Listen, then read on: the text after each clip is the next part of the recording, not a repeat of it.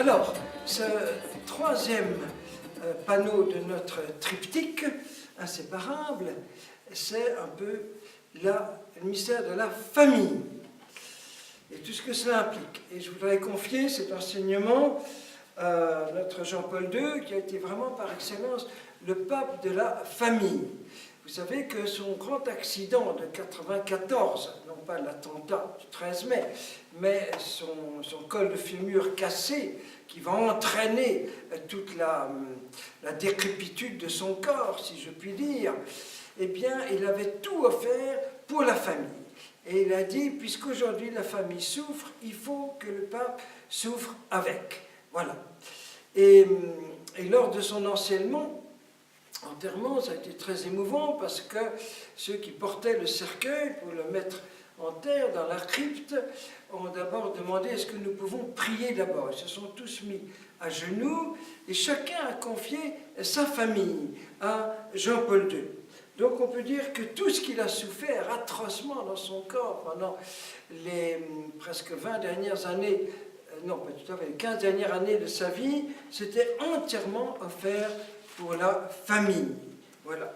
Et c'est lui qui a dit avec beaucoup de force, nous ne pouvons avancer vers l'avenir qu'avec une civilisation de l'amour qui accueille la vie, qui menace la famille, menace l'homme. Et encore, cette citation très forte et très belle, c'est par une famille que Dieu a voulu entrer dans l'histoire humaine.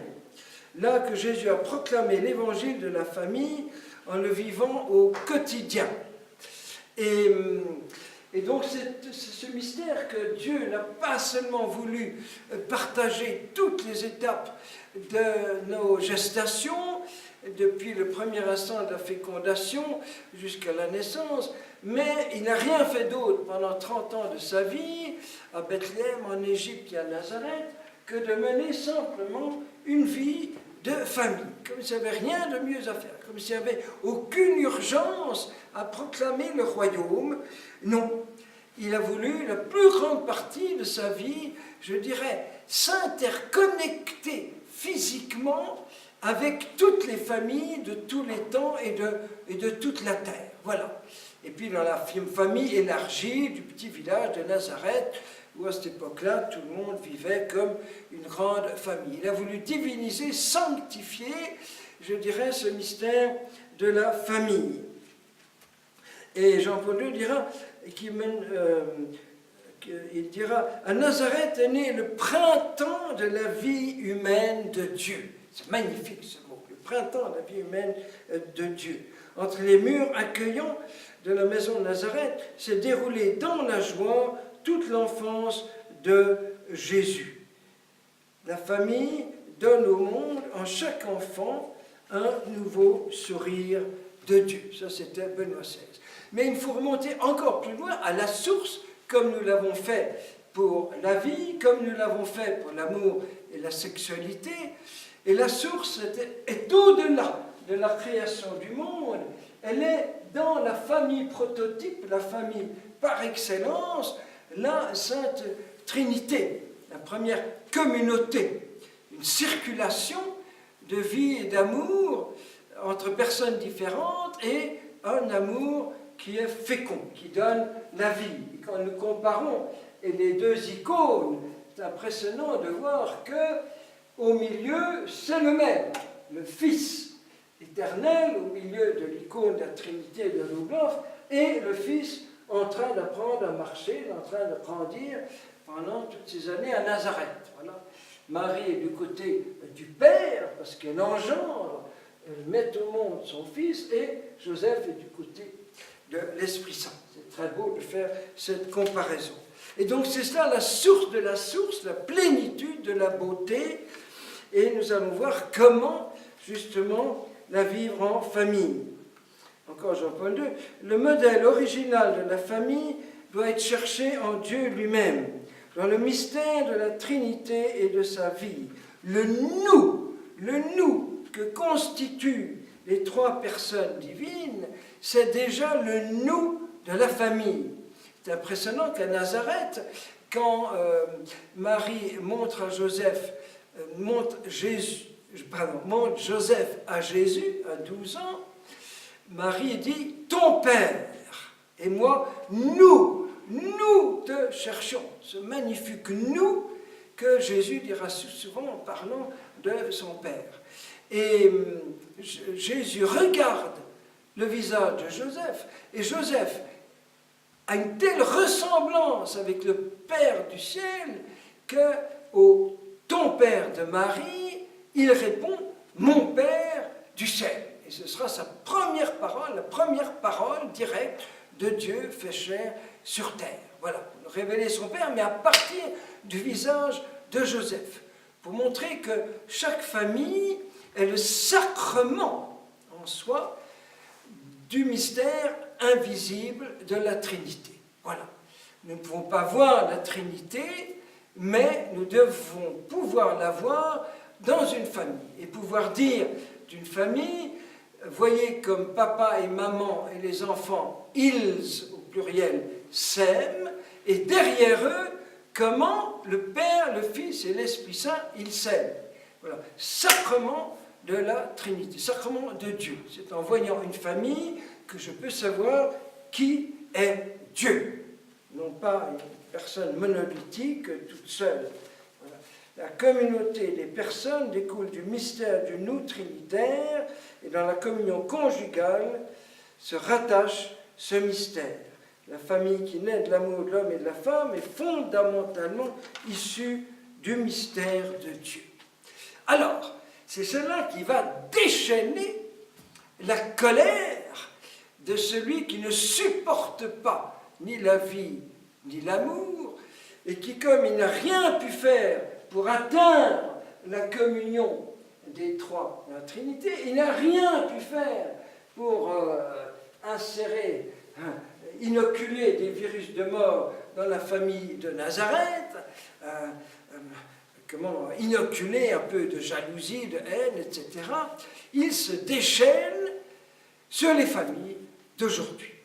Alors là, c'est la seconde partie, parce que je vais surtout m'étendre sur la troisième partie, beaucoup plus que sur cette deuxième partie, c'est justement toutes les attaques pour détruire la famille aujourd'hui, à tous les niveaux possibles. Voilà, nous allons voir cette entreprise de destruction, mais pour mieux voir aujourd'hui comment tant et tant de belles familles, elles résistent à cette destruction systématique, à cette sorte de conspiration contre le bonheur familial de nos sociétés occidentales, je précise, et nous verrons mieux tout le positif après. Voilà. Alors, toutes ces attaques, on peut déjà dire que tout ce qui a été dit dans l'enseignement précédent sur la sexualité sont des choses qui minent du dedans la famille. Tout ce qui relève du gender, on ne sait plus ce que c'est qu'un homme ou une femme, évidemment, ça retentit immédiatement sur la famille. Tu ne peux même plus commencer un cheminement amoureux avec une personne parce qu'elle peut changer de gender quand elle veut, etc. Donc c'est vraiment la dynamite qui fait exploser de l'intérieur la famille. Voilà.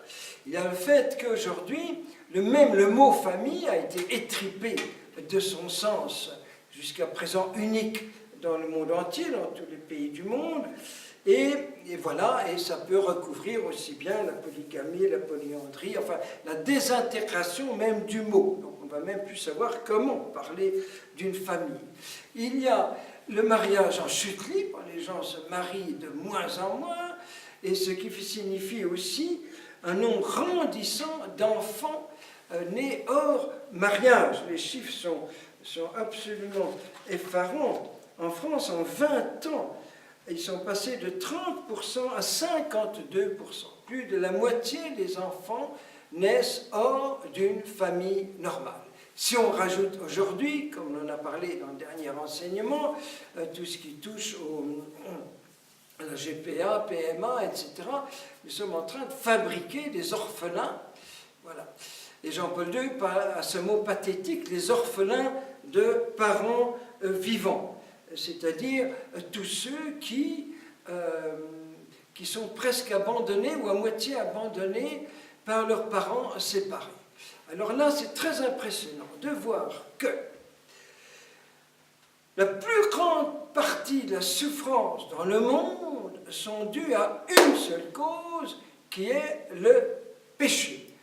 Dans l'ensemble du monde, bien sûr, il y a les catastrophes naturelles qui ne sont pas dues directement au péché, sauf certains péchés contre l'écologie qui ont pu provoquer, etc. Mais enfin, à part ça, si vous regardez de près, 90% de la souffrance, c'est dû à la jalousie, à l'égoïsme, à l'impureté, à l'esprit de domination, à la cupidité, etc., etc. Voilà. Eh bien, dans la famille, c'est la même chose. Que de souffrance, que de déchirure, que de tensions, de problèmes allant jusqu'à la séparation, n'est-ce pas? Et qui sont dus simplement à l'orgueil, au manque de pardon, au manque d'humilité, au manque d'écoute de l'autre, d'esprit de domination de l'un sur l'autre, etc., etc. Voilà. Et donc là, déjà, on touche du doigt les conséquences sur les enfants, parce que qui est-ce qui écope? C'est toujours, et les enfants, c'est toujours les premières victimes. En ce moment, nous avons la ratio pour toute l'Europe de un divorce pour 3 mariages, et en France, déjà 1 sur 2 pratiquement. Et donc ces pauvres enfants ballottés du papa et de la maman, alors que tant de ces séparations auraient pu être évitées, nous allons voir dans la 3e partie comment. Mais tant de ces souffrances auraient pu être épargnées à tous ces petits-enfants victimes de cette grâce. En plus, on pourrait rajouter le fait qu'au niveau des lois, au niveau économique, dans nos pays occidentaux, particulièrement en France, on a l'impression que tout est fait pour rendre la vie de famille de plus en plus difficile. D'abord, les familles nombreuses pratiquement sont pénalisées, contrairement à l'islam qui recense la famille où les enfants, même ceux qui naissent en Europe, dans certains mouvements islamiques, sont financés grassement par nombre d'enfants. Voilà, parce qu'on veut encourager évidemment la natalité débordante, j'oserais dire, de l'islam. Voilà.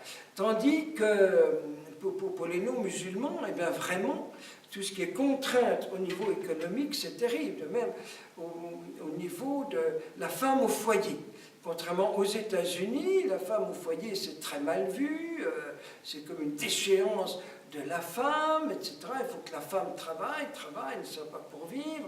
Et en fait, c'est une astuce aussi pour que l'État puisse récupérer les enfants. Je dirais presque kidnapper les enfants, parce que même les crèches, les maternelles vont être idéologisées, le sont déjà, et donc là aussi l'État kidnappe nos enfants pour les formater dans son idéologie.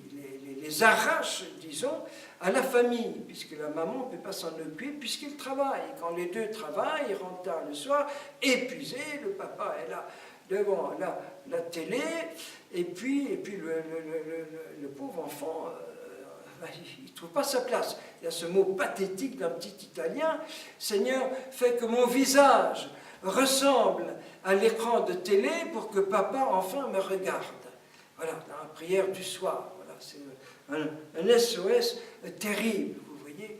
Et voilà, donc c'est toujours l'enfant qui écope de ces drames familiaux, qu'il y ait séparation ou pas. Voilà, heureusement, il y a tous les remèdes possibles que nous allons voir. Voilà. Maintenant, les contraintes familiales, au niveau impôts, etc., c'est vraiment dramatique. On a l'impression que tout se ligue pour empêcher une vraie vie de famille. Et c'était le système communiste du soviétisme, de l'époque soviétique en URSS. On a des quantités de textes, de documents, où justement Lénine précise que le premier ennemi de l'idéologie, le premier ennemi de l'État, c'est la famille. L'Église et la famille, c'est très typique. Donc il faut détruire l'Église, d'où la persécution terrible, et détruire les familles. Et tout était fait en URSS, on a des tas de témoignages, pour rendre la vie de famille vraiment impossible. Les jeunes font avoir un petit appartement à eux qu'à l'âge de 50, 60 ans, sinon ils doivent vivre avec leurs parents, leurs beaux-parents, dans 2 pièces, etc., etc., etc. Voilà. Et donc nous avons aujourd'hui ce drame aux États-Unis, par exemple, 8 millions de familles dites monoparentales, ce qui représente autant et plus de petits-enfants qui n'ont pas de père, ou surtout pas de père, et quelquefois pas de mère quand c'est dans l'autre sens. En France, d'après le chiffre de l'INSEE, nous avons 1 134 000 familles monoparentales, ce qui fait 2 millions d'enfants, adolescents, jeunes, moins 25 ans, qui grandissent sans père. Donc vraiment, il y a une destruction de ce qui est central à l'humanité. Je vous ai dit déjà comment on a découvert ces corps il y a déjà 3000 ans ou plus 6000 ans, je ne sais plus, etc. Et une chose très importante à dire, que tout le monde peut comprendre, n'a pas besoin d'être croyant pour cela, c'est que c'est la famille qui est le milieu où l'enfant commence sa vie sociale, où il s'ouvre à l'autre, où il apprend à ne pas être égoïste, à penser à l'autre, à s'occuper de l'autre. Le petit tyran de 2 ans, parce qu'à 2 ans, on a tous été un petit tyran, on veut tout de suite, on se met à chialer, à crier, dès qu'on n'a pas ce qu'on fait, on se met à tout casser, on est un petit tyran. Pour que le petit tyran devienne un être social, généreux, altruiste, etc., c'est justement le rôle de la fratrie dans une famille. Je connais quelques grandes familles de 12, 13, même 14 enfants, ici même en France. Alors là, c'est un peu un extrême, mais c'est merveilleux de voir cette communauté où les plus grands, les aînés, sont chargés, et des plus petits, des plus jeunes. Il y a toute une entraide mutuelle, c'est quelque chose d'admirable, voyez, voilà.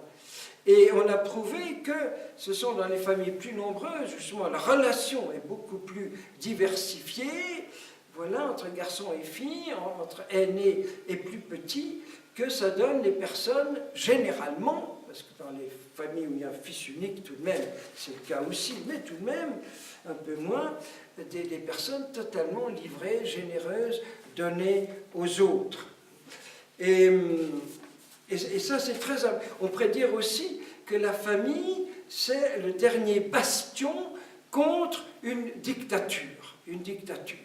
Parce que c'est dans la famille que la transmission des grandes valeurs humaines ou nationales pour un pays se fait d'une génération à l'autre à l'intérieur de la famille, non pas par l'école qui essaie d'évacuer l'histoire, etc.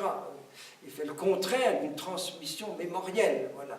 Et donc, c'est la famille qui est, avec l'Église, comme en URSS, le bastion, l'ultime bastion contre une dictature qui veut tout gérer de la vie humaine. On a calculé aux États-Unis une enquête très impressionnante des milliers de personnes qui a montré que 90 ou davantage de personnes bien dans leur peau, battantes, réussissant dans tous les domaines scolaires, professionnels, viennent de familles normalement constituées, de familles comme on l'a toujours entendu, et qu'en sens inverse, à peu près la même proportion de délinquants, de criminels, viennent de familles disloquées, désunies. Et c'est tout à fait normal. Quand un enfant ne s'est pas senti aimé, son cri deviendra celui de la violence, qui est toujours le cri « aime-moi, aime-moi, j'existe », parce qu'il y a eu toutes ces carences d'amour dans son enfance. Donc rien qu'au niveau social, pour construire une société relativement paisible, avec le moins de délinquants possible, eh bien, la première urgence, c'est justement de créer, d'offrir ou de consolider et d'aider, de soutenir, au lieu de détruire ces familles qui sont le berceau de toute vie sociale et de toute paix. S'il n'y a pas la paix dans une famille, s'il n'y a pas de réconciliation, qu'on se dispute tout le temps, eh bien forcément, plus tard, adultes, on crée un monde aussi de tensions et de guerre. Et Jean-Paul II disait, les enfants doivent savoir ce que veut dire la paix pour être en mesure de créer un avenir de paix. La paix restera en péril tant que les familles se verront contraintes à lutter pour leur survie. puisse la famille vivre en paix, afin qu'elle soit source de paix pour toute la famille humaine. Donc il y a cette connexion entre le nucléus de la famille dite nucléaire et puis l'ensemble de l'humanité. Et je voudrais terminer cette petite section justement par un extraordinaire discours du roi Baudouin de Belgique au Parlement européen pour ses 20 ans, donc devant tous les chefs d'État d'Europe à Strasbourg. Peut-être attendez-vous d'un des chefs d'État qu'il place l'harmonie familiale parmi les biens nécessaires à l'enfant et à l'adolescent.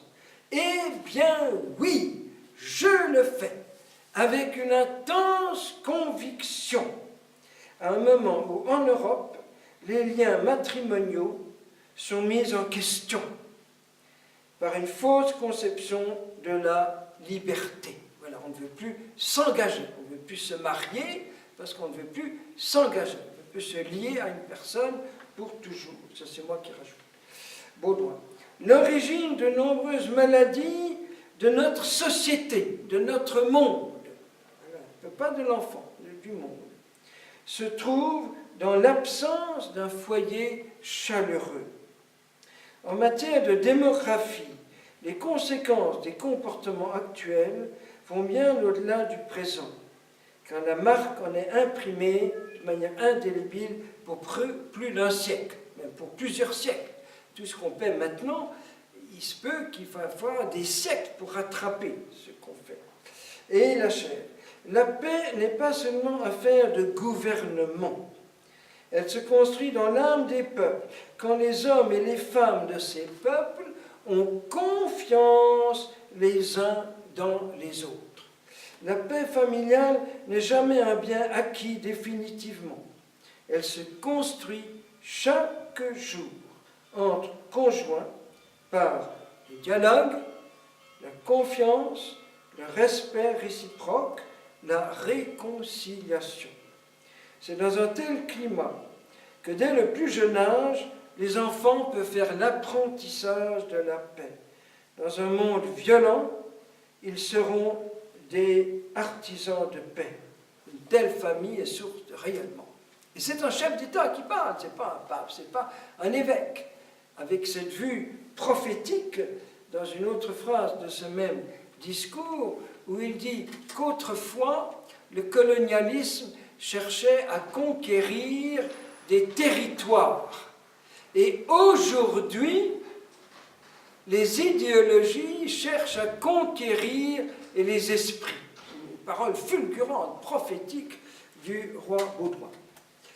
Troisième partie de cet enseignement, parce qu'on pourrait évidemment développer beaucoup tout ce qui détruit la famille, c'est les anticorps qui vont être suscités. Voilà. Parce que devant ce naufrage généralisé de la famille, presque aucune grande famille, je parle cousin, cousine, qui soit épargnée de drames conjugaux ou familiaux, on n'en trouve presque plus. Comme quand je suis allé au Rwanda, après le génocide, je ne trouvais pratiquement plus une seule famille qui n'ait pas une victime parmi ses membres.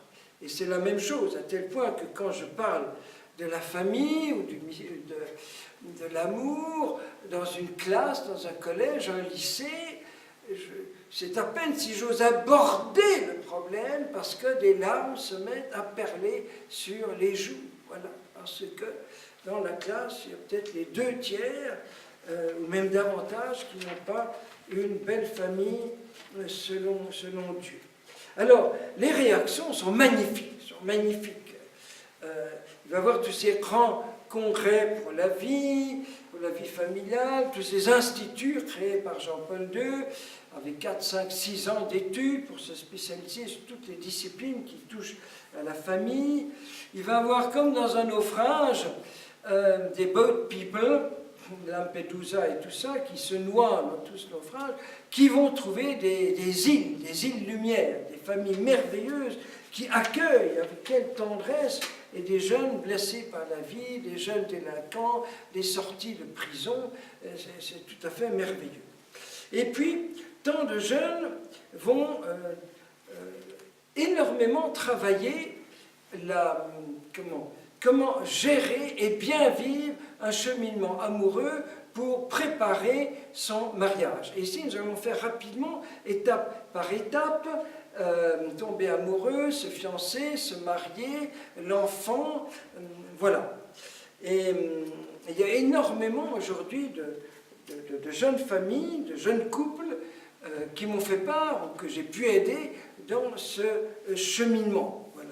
Il y a d'abord l'éclosion des premiers sentiments amoureux qu'on doit protéger, laisser mûrir doucement avec le temps, savoir maîtriser le temps pour s'apprivoiser, s'approcher, passer par la bonne étape de l'amitié saine, claire et belle, et qui prépare justement ces beaux sentiments amoureux qui en sont le terrain d'éclosion, j'oserais dire.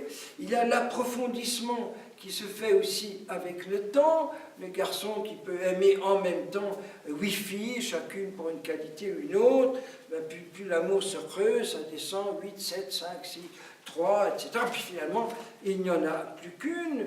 Ici jouent énormément les différences garçon-fille que nous évoquions dans l'enseignement suivant, mais ici appliqué à un cheminement amoureux.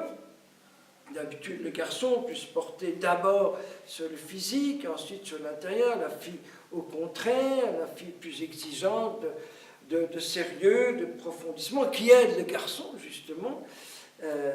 Voilà, la fille qui a plus le temps, le sens du temps, voilà, de se laisser doucement apprivoiser. Le garçon a plutôt tendance à brusquer les choses, à aller rapidement, à arracher la petite fleur pour la posséder.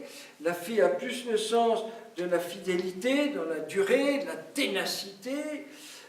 En cas de rupture de cheminement, elle va davantage être plus blessée, va mettre plus de temps que le garçon à tourner la page, etc., etc. Tout ce qu'on sait par ailleurs. Et donc tout ce temps merveilleux où l'on s'harmonise, on s'accorde comme deux instruments de musique, comme la flûte et la guitare, qui vont, pour jouer la même note, ou avant un orchestre, avant une symphonie, les instruments s'accordent les uns aux autres, dans le respect de leurs différences, de leur grande différence psychologique, vous voyez. Et puis, toute l'importance pour préparer justement notre famille de demain, à ne pas jouer avec les sentiments, à ne pas jouer avec la vulnérabilité, la faiblesse, la légèreté de l'autre, donc être respectueux d'un rythme différent dans la maturation et des sentiments. Voilà, donc dans ce cheminement amoureux, apprendre à décoder, j'oserais dire, les signaux de l'autre, ne pas fantasmer, ne pas interpréter, toujours respecter la liberté de l'autre, ne pas le prendre en otage, ne pas faire du chantage affectif, le laisser toujours libre, tu sais, n'aie pas peur, si tu sens que ce n'est pas moi, dis-le-moi, n'attends pas trop tard, plus on attend, plus c'est douloureux, vraiment ce respect de la liberté pour ne pas aller trop vite, pour ne pas... parce qu'après, les pots cassés sont amers. La distance physique, de temps en temps, aide beaucoup. On dit que la distance est à l'amour ce que le vent est au feu.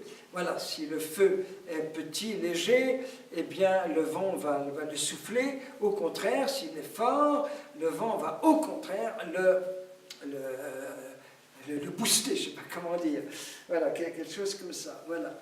Et donc, toujours faire attention aux blessures complémentaires, si elles sont bien complémentaires, ben, chacun est blessé d'une manière ou d'une autre, etc. Voilà. Éviter cet handicap dans ce cheminement profond d'amour de la cohabitation, qui est la cohésitation, où personne ne s'engage, où je n'ai pas de sécurité parce que l'autre peut me quitter n'importe quand, il ne veut pas s'engager.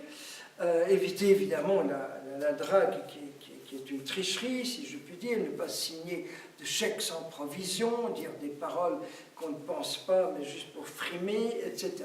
Mais au contraire, alors arrive ce moment aussi dans un cheminement amoureux très très beau, des fiançailles. C'est toute une race qu'on croyait en voie de disparition, qui renaît un petit peu partout, chez les catholiques spécialement. Voilà, parce que là, c'est vraiment comme le commencement d'un noviciat pour une vie religieuse, où on va encore beaucoup plus loin sous le regard de Dieu. J'arrive enfin à ce mystère bouleversant du mariage, où là, c'est Dieu lui-même qui confirme mon libre choix. Voilà. La liberté ici est capitale. L'Église s'est battue pendant des siècles pour sauver la liberté de la fille. On a vu ça dans le dernier enseignement. Voilà.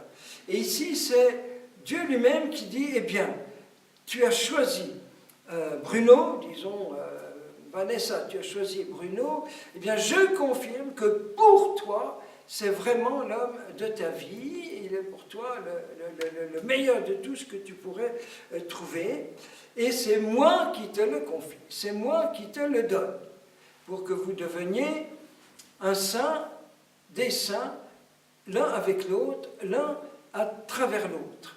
Et donc c'est bouleversant de penser que c'est Dieu qui prend un de ses petits-enfants et qui fait cette folle confiance de le confier à un autre de ses enfants. Alors, nous venons parler de ces beaux cheminements amoureux. J'ai la grâce d'en avoir suivi plusieurs jusqu'au mariage, avec cette étape des fiançailles, où on apprend peu à peu qu'il ne faut pas exiger, mais attendre, qu'il ne faut pas profiter, mais admirer gratuitement, qu'il ne faut pas posséder, mais partager, qu'il ne faut pas prendre, mais se donner soi-même. Et d'abord être pleinement maître de soi pour pouvoir se donner à l'autre. Arrive ce grand Pentecôte du mariage. Nous avons vu comment la conception, c'est notre première Pentecôte, la deuxième, c'est notre baptême, et pour ceux qui sont appelés au mariage, c'est évidemment cette liturgie du mariage. D'ailleurs, dans le rite latin, on vient enfin d'insérer obligatoirement ce qu'on appelle une épiclèse, comme pour chaque messe, chaque ordination d'évêque ou de prêtre, une invocation solennelle de l'Esprit Saint. Parce que seul l'Esprit qui fait l'unité parfaite, la communion parfaite entre le Père et le Fils, est capable de faire l'unité parfaite entre ces deux enfants de Dieu. Et nous voulons voir justement comment chacun reçoit son conjoint comme le plus beau des cadeaux que Dieu lui fait. Le couple de Charles et Zita d'Autriche, lui a déjà été béatifié par Jean-Paul II, elle le sera probablement bientôt. Eh bien, le jour de leur mariage, se sont dit cette très belle parole, maintenant, nous allons nous entraider pour aller au ciel ensemble. Voilà, on va se porter l'un l'autre, s'entraîner, pas seulement s'entraider, pour le ciel. Et dans le mariage, il y a une troisième personne qui s'engage, c'est Dieu lui-même. Voilà. Chaque fois que je célèbre un mariage, une grande grâce pour moi, je pense aussi, et je fais prier tout le monde pour tous ceux qui n'ont aucune liberté pour se marier, à qui le mariage est imposé, comme dans beaucoup de régions coutumières, de religions coutumières, ou dans l'islam, surtout intériste. On en a déjà parlé la dernière fois. Voilà. Et il y a cette belle prière composée par Jean-Paul II. Fais descendre sur eux ton Esprit Saint, afin que ton amour soit répandu dans leur cœur, qu'ils restent toujours fidèles à l'alliance conjugale. C'est de cette effusion de l'Esprit Saint, et il va employer 7 fois le mot effusion dans sa lettre aux familles, que naît la force intérieure des familles et la puissance capable de les unifier dans l'amour et la vérité. Voilà. Car, dit-il, aujourd'hui, l'amour est tellement attaqué qu'il est impossible de tenir dans la fidélité sans ces nouvelles effusions de l'Esprit Saint. Et il faudrait que dans un couple, chaque anniversaire de mariage, ce soit l'occasion même si on ne peut pas faire une retraite proprement dite, de demander d'être renouvelé dans cette effusion de l'esprit. Sinon, on ne va jamais tenir le coup. Voilà. Je voudrais dire quelques petites choses très importantes pour le couple, justement. Parce que dans le plan de Dieu, chacun est soumis à l'autre. C'est une soumission mutuelle. Et tous les deux ensemble soumis au Seigneur. C'est une confiance l'un dans l'autre. Tout est basé sur cette confiance mutuelle. L'homme est confié à la femme et vice-versa. Voilà. Et c'est la femme qui va apprendre à l'homme à devenir père. La femme est mère naturellement, par toutes ses entrailles, par tout son corps physique déjà. Elle est maternelle, ontologiquement, j'oserais dire. Et tandis que l'homme apprend la paternité, apprend à assumer son fils en voyant comment la femme l'assume. Voilà. Et donc, l'homme ne peut mûrir et grandir que si son épouse lui fait confiance et vice-versa. Ça, c'est l'idéal, ce à quoi il faut tendre. Et comme rien n'est impossible à Dieu, c'est possible avec la prière, avec l'Esprit Saint. La prière de couple. Je vais parler de la prière en famille dans quelques instants, mais là, la prière du couple, les deux ensemble, à genoux devant le Seigneur. Voilà. Et donc, c'est l'homme qui fait naître la femme à elle-même et vice-versa. Donc, c'est ici, dans le couple, que se vérifie cette merveilleuse altérité homme-femme. L'homme doit protéger, sécuriser, apaiser la femme qui a toujours tendance à être déstabilisée et un peu inquiète. L'homme doit l'apprendre à objectiver les choses et en sens inverse, la femme doit protéger en l'homme ce qui est le plus précieux en lui. C'est typique que dans la Genèse, la cage thoracique, d'où est tirée une côte, c'est justement la cage qui protège et le cœur et les poumons, deux organes vitaux. Voilà.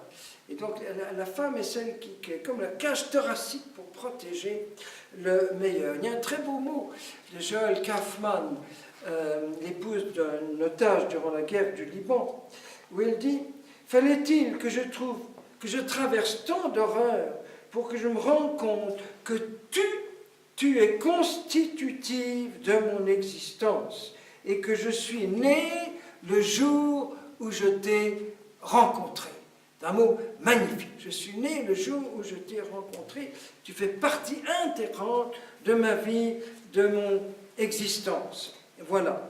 Et donc il y a ce pacte de confiance entre eux. Nous en arrivons à cette merveille de l'enfant, qui est normalement le fruit de cet amour, comme en Dieu, un amour fécondant qui donne la vie.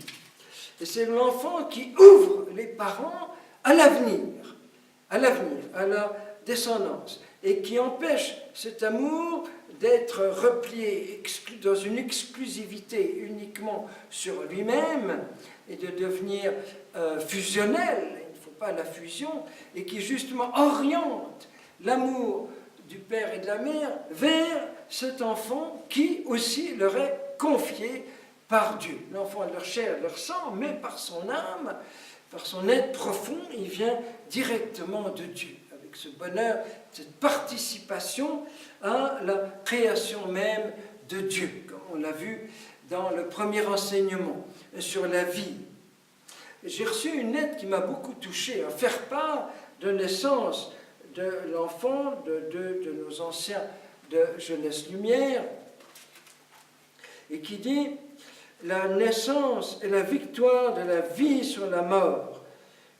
Chaque naissance est la manifestation de la vie, dans la plénitude de la vie que Dieu nous donne. » Voilà, ce petit enfant qui est accueilli et avec qui la maman doit déjà prier pendant tout le temps de la gestation. Nous allons y revenir sur la prière dans un instant. Voilà, la maman qui partage ce qu'a vécu le petit enfant qu'a vécu Marie portant son petit enfant Jésus, de toute l'importance des bénédictions liturgiques de la femme enceinte, car c'est elle qui porte le plus, qui a le plus de responsabilités.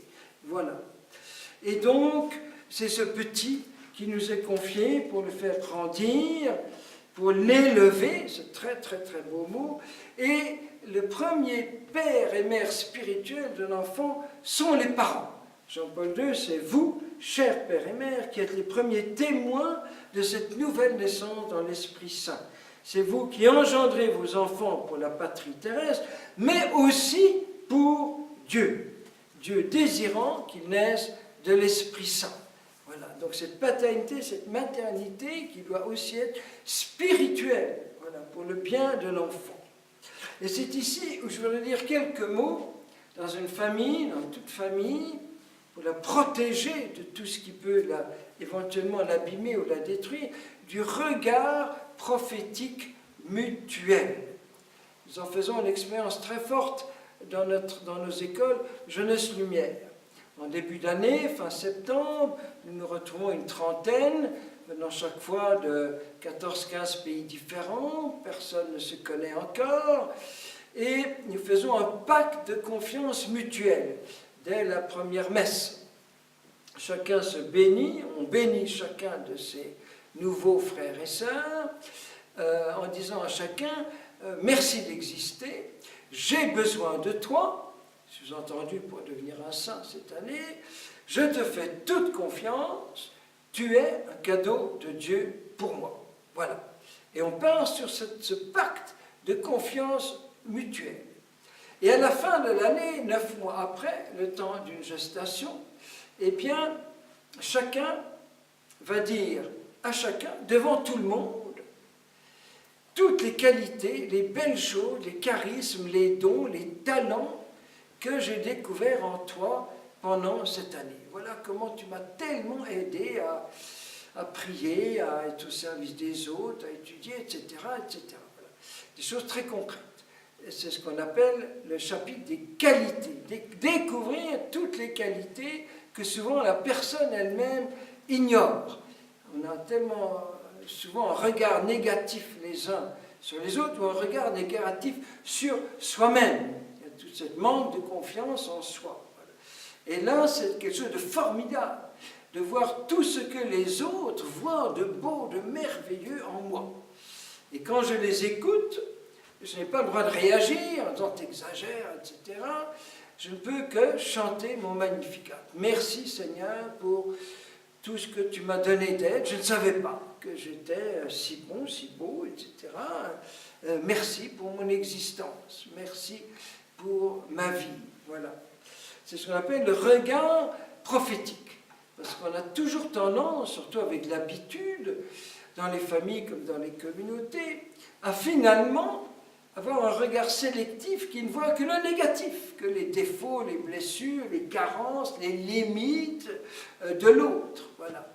Au lieu de m'émerveiller de toute sa beauté, non seulement physique, mais spirituelle, comme quelqu'un qui serait face au Mont Blanc, chez Saint Bethléem ou Montvoiron par exemple, et qui est obsédé par un poteau électrique en béton, qui évidemment n'est pas très joli, mais on oublie complètement l'immense panorama sur le soleil se levant sur le Mont Blanc, etc. On est tous un peu comme cela. Voilà. Et je pense que dans une famille, savoir par exemple, à l'occasion d'un anniversaire, dire à un enfant tout ce qu'il a fait de beau, de grand, de bien, de merveilleux depuis un an, tous les efforts qu'il a fait, car souvent l'éducation est tellement méprisante, tellement... on pense qu'aux notes scolaires, on se fâche sur l'enfant, etc. Et là, au contraire, c'est émerveillement. De même dans le couple, l'anniversaire du mariage, savoir s'émerveiller dans ce regard prophétique qui renoue la confiance mutuelle. Voilà. Je dois dire ici un mot de la grande famille, parce qu'aujourd'hui en Occident, il n'est plus possible de vivre en grande famille, comme autrefois sur dans les fermes familiales où les générations sont ensemble, les arrières, les grands-parents, comme on voit encore en Afrique, ce que j'ai vécu 12 ans au Rwanda. Maintenant, c'est le petit nucléus, et les pauvres grands-parents sont relégués, parce qu'on ne peut pas les garder, l'appart est trop petit, dans des maisons de personnes âgées où ils n'ont aucune visite. Voilà, toute cette solitude des personnes âgées, cette solitude des enfants qui n'ont plus personne à qui se confier, qui n'ont plus personne, qui ont du temps pour les écouter longuement, comme normalement des grands-parents. À la retraite, ils ont du temps, papa, maman, ils n'ont pas de temps, ils travaillent tous les deux, ils sont débordés par le travail, etc. Et là, il y a comme deux solitudes qui devraient pouvoir se rencontrer. C'est pour ça que les âges maximum de suicide, c'est tout de même les jeunes d'un côté et les personnes âgées qui demandent l'euthanasie par solitude. Aux États-Unis, il y a une très belle organisation d'enfants qui adoptent des personnes âgées, comme leurs propres grands-parents, qui vont les visiter. Une adoption de personnes âgées par des enfants. C'est génial. Voilà. Et donc là aussi, éviter ces barrières, ces isolements entre générations qui font tant et tant souffrir. Voilà. Il y a des choses qui aident beaucoup à l'unité d'une famille. C'est par exemple des familles orchestres où chaque enfant et parents jouent un instrument différent. Et ils font un petit orchestre et ils vont jouer dans les prisons, les maisons de personnes âgées, etc., dans leur famille, aux réunions familiales. C'est génial. Ou bien, maintenant, tellement facile avec les réseaux, tenir au courant toute la grande famille, des news de la famille, que tout le monde soit au courant, etc., etc. Voilà, le rôle des grands-parents est tellement important pour cette transmission séculaire, je dirais, de la sagesse, de la mémoire familiale. Ce sont des bibliothèques familiales. C'est tellement important, et pour l'enfant, et pour eux. Je vais dire quelques mots de ce mystère de l'adoption. Donc, et les parents qui ne peuvent pas avoir d'enfants pour une raison ou pour une autre, et qui ne veulent pas faire appel aux différentes PMA pour en avoir à tout prix, avec toutes les contraintes que cela suppose. Et l'adoption est une œuvre vraiment divine, parce que c'est Dieu le premier qui nous a adoptés, mais je n'aime pas ce mot adopter. Le vrai mot en Saint Paul, c'est filialiser. Dieu fait de moi son propre petit enfant. Il m'aime autant qu'il aime son fils. Il aime son fils en moi et moi dans son fils. C'est une filiation. Et quand je vois ces parents merveilleux qui adoptent des enfants portant un handicap léger ou lourd, quelquefois très lourd, c'est bouleversant. Ces œuvres comme Emmanuel Adoption, etc., qui ont permis à des milliers de petits-enfants complètement abandonnés de pouvoir être recueillis, aimés dans une famille aimante. Et chez les orthodoxes, ils ont un très beau rituel que nous devrions adopter chez les catholiques latins pour l'adoption de l'enfant, où c'est vraiment Dieu lui-même qui confie l'enfant qui est adopté à ses parents, et vice-versa. Voilà, une famille des jeunesses lumières, ça m'a beaucoup touché, qui voulait adopter un enfant parce qu'il n'en avait pas, ensuite il en a eu deux d'eux-mêmes, et alors ils sont allés au Brésil chercher ce petit enfant, et en fait, comme il avait 3 frères qui étaient aussi orphelins, eh bien ils ont pris les 3 en même temps. Ils ont adopté 3 petits Brésiliens en même temps. Et là, je suis en admiration devant, justement, voilà. Je voudrais dire maintenant quelques mots quand l'amour est vraiment crucifié, voilà, avec ceux qui vivent cette grande déchirure d'une séparation. Il y a d'abord ceux qui, par fidélité, ne veulent pas un nouveau mariage, veulent comme rester fidèles à leur époux qui les a abandonnés. Il y en a beaucoup plus qu'on ne le croit. C'est vraiment admirable, et qui élèvent seuls leurs enfants.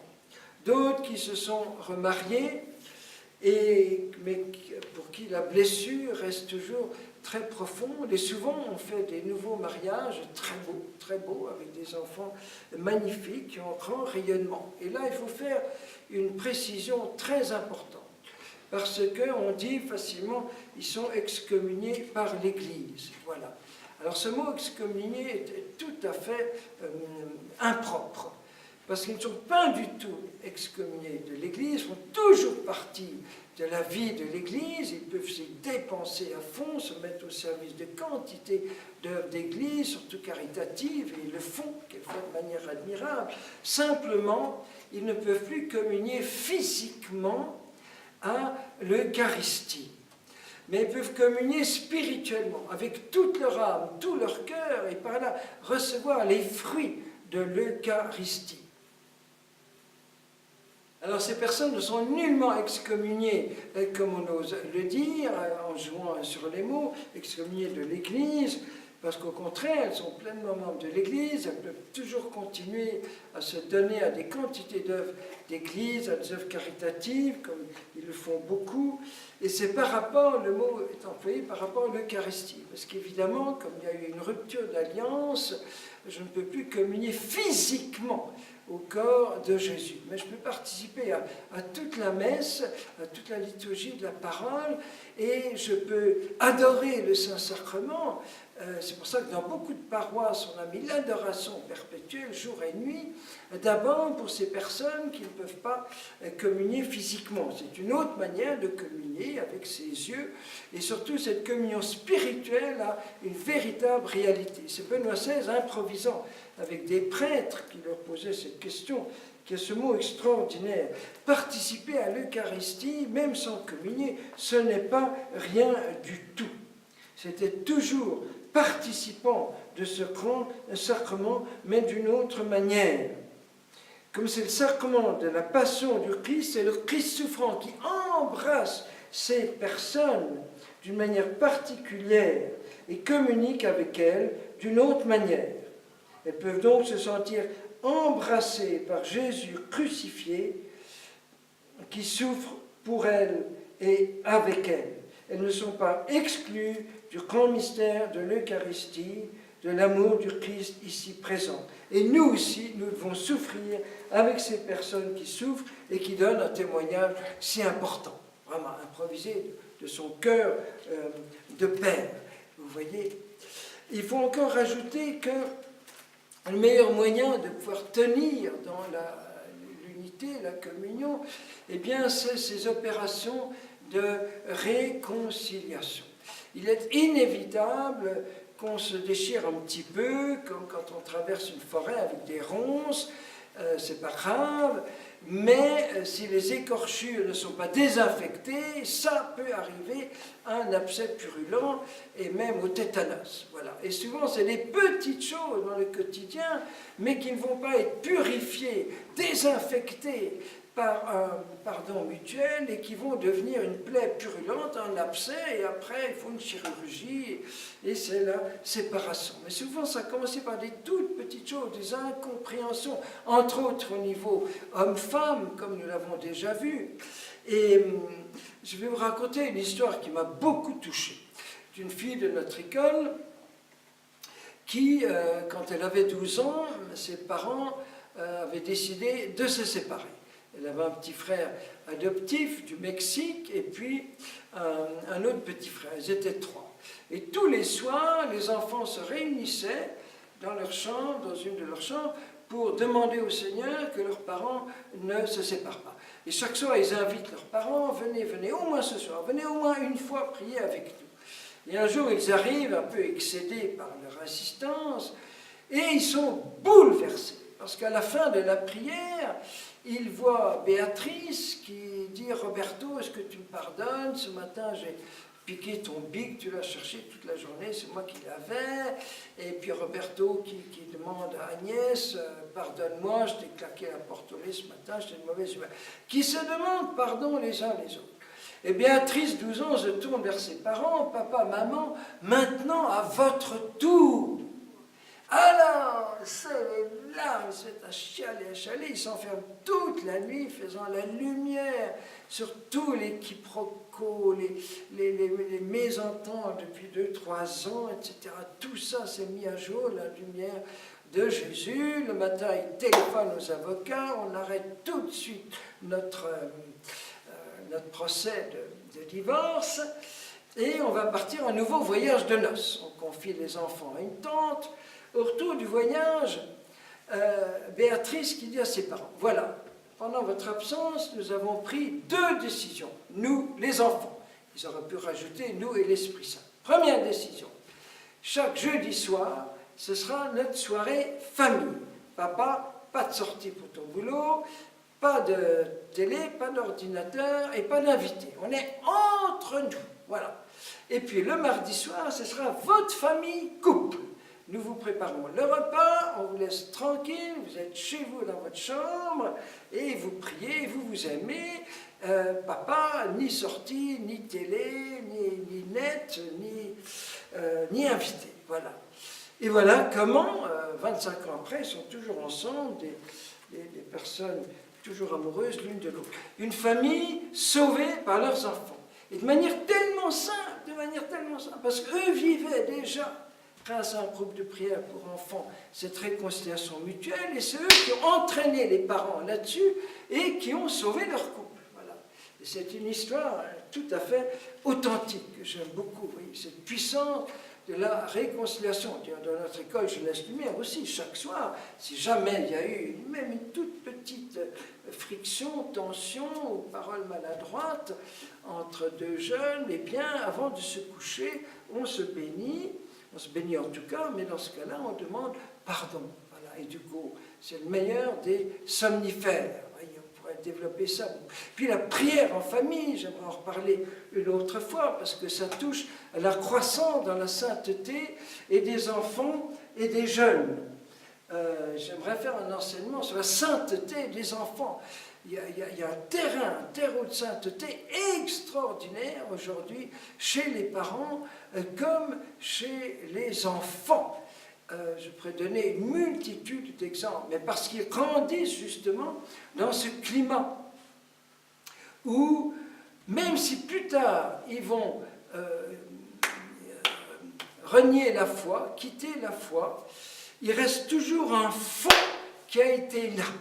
Et en évangélisation, nous voyons très bien la différence entre des jeunes qui n'ont jamais eu une éducation en famille vraiment chrétienne et ceux qui l'ont eu même des années après. Il reste toujours un fond et il suffit qu'elle fasse très peu de choses pour que ça se réveille. D'où des conversions magnifiques de jeunes à 18-20 ans après une période d'abandon de la foi. Ce qui fait que des parents ne doivent jamais se décourager. Il faut demander au Seigneur de mettre sur leur route des jeunes témoins. Nous en parlerons dans un autre enseignement. Vous voyez. Et à propos de couple saint, justement, ça a été un des grands désirs de Jean-Paul II, du pape François, maintenant, c'est de béatifier beaucoup de couples en tant que couple. Comme déjà les parents de Thérèse, les époux Quattrocchi, et puis les époux Habsbourg, comme j'ai pu dire, Zita et Karl. Vous voyez, voilà. On pourrait dire encore tant de choses, ce mystère de la famille, qui est la présence divine de la Trinité Sainte au milieu de nous. On pourrait peut-être juste, pour clore, dire comment l'Eucharistie est vraiment la guérison de toutes nos sexualités perturbées ou de toutes nos affectivités blessées, disons. Voilà. Parce que dans l'Eucharistie, il y a cette chose extraordinaire que c'est Jésus qui, dans sa chair eucharistique, s'unit à ma chair. Sa chair dans ma chair, son sang dans mon sang, pour qu'il y ait son esprit dans mon esprit, son cœur dans mon cœur. Et nous ne sommes plus qu'une seule chair dans l'Eucharistie avec le corps de Jésus. C'est vraiment un corps à corps, c'est une union conjugale entre Jésus et mon âme, une union nuptiale. Voilà, tellement importante. Voilà. Et combien l'adoration est une guérison aussi de toutes nos sexualités perturbées, parce que Jésus se donne à moi sous l'apparence de la matière, d'une chose inerte, de petit peu de pain. Et en fait, c'est sa personne lui-même vivante qui est là pour m'apprendre que la chair de l'autre, ce n'est jamais juste de la matière, du matériau à jouissance sexuelle, mais que c'est toujours une personne. Voilà. Et dans l'Eucharistie, je dispose du corps de Jésus et lui dispose de mon corps. On ne peut pas faire ce qu'on veut de nos corps parce qu'ils appartiennent à Jésus. Voilà. Et voilà comment l'Eucharistie est comme le couronnement de tout ce mystère de l'amour, de la sexualité, des noces et de la famille.